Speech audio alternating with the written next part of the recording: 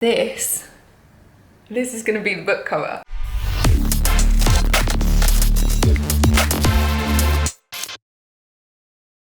Good morning, guys. So I think this is going to be the beginning of the cover design for the book vlog. We've been working for a little while on various images, titles, subtitles, fonts, all kinds of things, and I think we've just settled on the final cover. So I'm super excited about it. I absolutely love it. So before I show you what the final cover is going to be, I just want to talk you through a little bit of the vision I had for the cover and sort of how we went through the process from initial idea to actual cover design. It's my trusty helper as always. Oh yeah, you just get comfy there. It's a very hard life being a cat.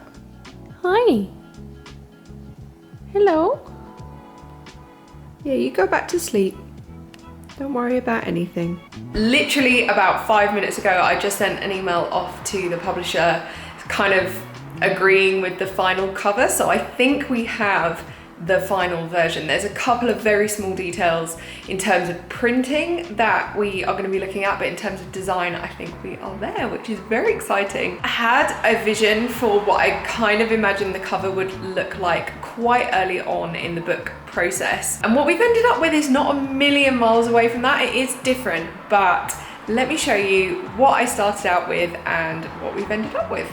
So pretty early on in the process, I ended up doing this sketch in one of my notebooks. This was way before we'd even signed a contract. Like, the book wasn't even definitely going to happen at this point. I really hoped it would. So I kind of just had this idea. I sketched out a picture, and really what I had in my head at this point was just a lot of color. So I knew I wanted this sort of, well, I put sort of deep blue, purple hues here. I to be honest, I didn't have a pen in the color that I wanted, but I imagine this being like a deep purpley, kind of maybe bluey, but probably more on the red side as I thought about it. And then I wanted to do this really big salad with like these oranges, purples, maybe some green. And then I just put on sort of the title, the subtitle and stuff, just, you know, to make it look like a book cover. I also had some notes about lighting. I knew that I wanted it to be a flat lay with top light.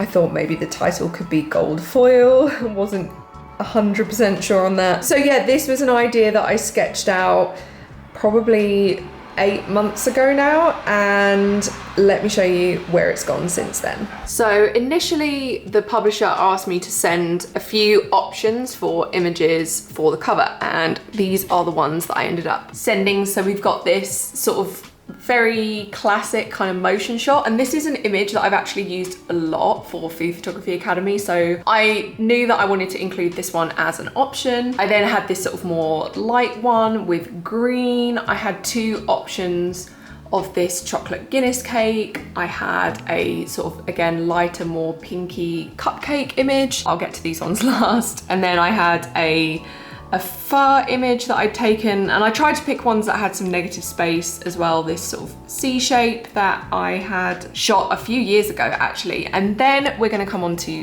these two. So I ended up buying this background probably about 6 months ago, and as soon as I saw it, I was reminded of the little sketch that I'd done in terms of the color, and I was like, I want this color to be the backdrop of the book. It was just so rich and memorable and unique, and I loved it so much. I really felt like it resonated with me. So this image was actually the first one that I shot with the cover in mind. So all of the other options so far were old images from my archive, but this was the first one where I was like, I think this could be the cover. So I did that, and then a few months after that, I ended up shooting this image as part of a rhubarb series, and that series of images is featured very heavily in the book. So I sent all of these off to the publisher, and they came back with the initial designs, which I will just grab and show you now. Okay, so these were the first designs that came through from the publisher. So they didn't end up using all of the images. So this was number one. And then we had this one with the action shot. We all really liked this one, but it was probably going to pose a few issues printing because it's very, very dark. And there is actually quite a bit of clipping in this image, which is fine sort of digitally, but for printing, it's not really any good. So we decided not to go with that one. Then we had this one, which I liked, but I just didn't feel it was super unique. It didn't really feel like me. I love the image, but the cover overall just didn't super vibe with me. Then we had this one, which was the image that initially I had thought was gonna be my cover image. When I saw the cover, I was really surprised because I didn't love it. I felt like the styling wasn't necessarily quite good enough to be a cover, but I did love the title layout.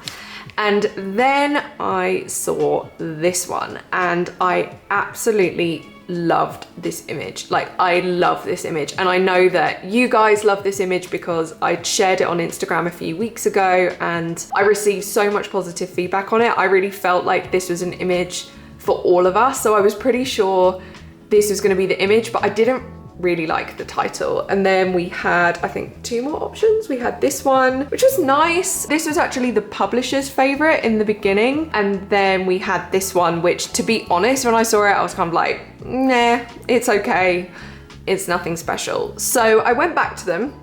Let me turn you around for this bit. So I went back to them with those thoughts and I ended up asking if we could combine the title from the panzanella image with the rhubarb pie image to kind of combine them to make a cover. So we ended up going with that and refining it a few times. So let me show you kind of how we went through that process, and there was a few changes that we needed to make that work. Okay, and this is the final one that I just got through this morning. So you can see the pie, I mean, to be honest, you can't tell. She's done such a good job of just making it look really natural. She's added a little bit more drop shadow to the text as well. Again, you can't really tell, but it just helps that title really pop. And then we've gone with the slightly bigger subtitle. So I think at this point, let me turn you around.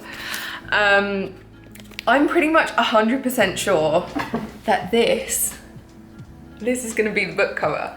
And I'm so happy with it. Like, it is so much better than I even could have imagined. It's different to what I first imagined, but it is also similar in terms of the color palette. Like, it's what I imagined in my head, and I think it's really gonna stand out. I love it, and I can't wait for you guys to see it, and I can't wait to hold it in person. And yeah, I think even though I'm about halfway through writing the book right now, this has made it feel so much more real. Like, now it has a cover, I can visualize it, I can imagine holding it, I can imagine it being on my shelf, and just like seeing you guys get your hands on it as well. So yeah, I'm really excited. I'm actually just back from filming the case studies today. I'm not sure if that vlog is going to come out before or after this one. So if you've already seen it, I'll link it somewhere. And if not, then it's probably going to be the next vlog in this series. But yeah, so I'm just back today and I'm sat at my desk kind of planning out the rest of the year. My deadline is coming up in January, but I think I'm gonna try and submit in December. So it's gonna be busy, busy, busy getting finished. I am gonna be vlogging kind of more of the writing process and all of that. So if you are interested in sort of more of the behind the scenes of writing the book, then do hit the subscribe button and the notification bell, and I'll see you soon. Bye guys.